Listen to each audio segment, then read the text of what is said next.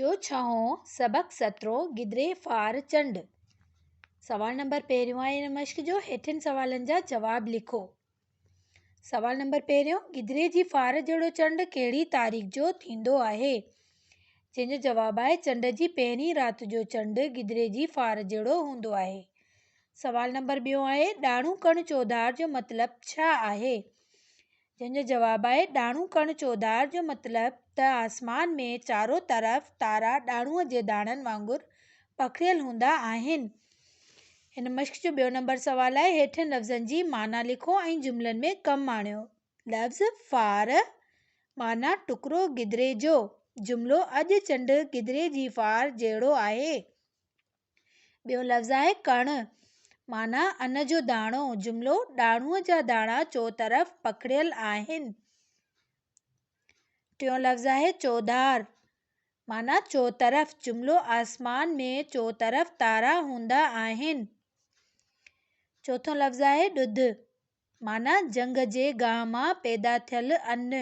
जुमिलो जंग जे गाह मां पैदा थियल अन्न खे ॾुध चइबो आहे। पंजो नंबर लफ़्ज़ आहे गोरो माना वज़नदार। जिंड वज़नदार हूंदो आहे।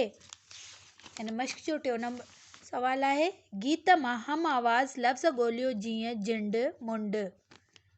कोरो गोरो नाहे आहे।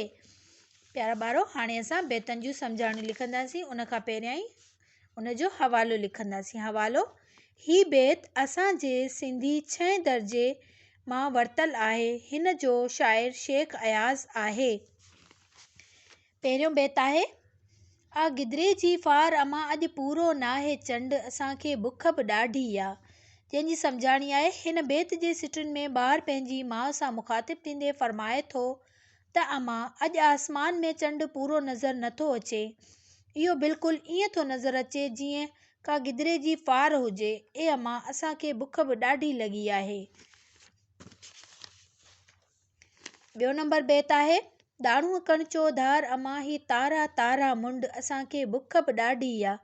जंहिंजी सम्झाणी आहे हिन बेत जे सिटुनि में ॿार पंहिंजी माउ सां मुखातिबु थींदे चवे थो त अमां अॼु आसमान में तारा ईअं नज़र अचनि पिया ॼण त ॾाढ़ूअ जा दाणा आसमान में चारो तरफ़ पखिड़ियल हुजनि। ए अमां असांखे बुख बि ॾाढी लॻी आहे। टियों नंबर बेत आहे ॾुध न ॾोरनि ॾार अमां तूं पीउ ख़ाली जिंड असांखे बुख बि ॾाढी आहे।